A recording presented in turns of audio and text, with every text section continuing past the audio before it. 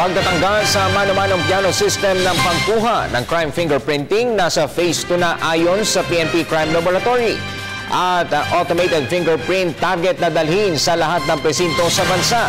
Ang ulat ni Alvin Baltazar. Target ng PNP Crime Lab na maibaba hanggang sa 1,766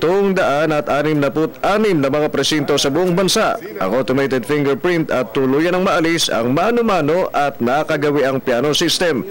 Pero ayon kay Chief Superintendent Augusto Marquez ng Direct Investigative Detective Management o DIDM ng PNP, nasa phase 2 pa lamang sila ng pag-upgrade na kung saan nasa 5 milyon ang storage capacity ng kanilang automated fingerprint.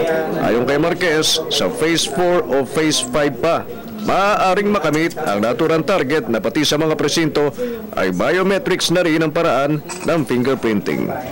Later on, we're dreaming of coming up, purchasing or procuring live scanners.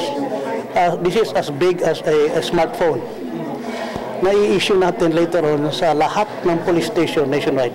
With the two phases, we are now capable of storing up to 5 million fingerprint data.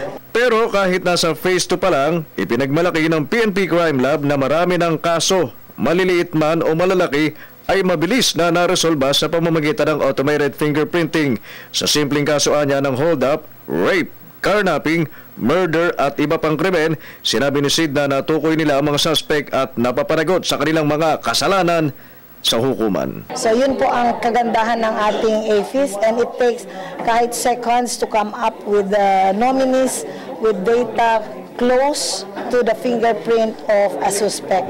Yung series po ng hold up at the same time nire-rape yung mga clinic. There are 4 or 5 series of crimes na na-identify namin na isa lang po ang gumawa nun.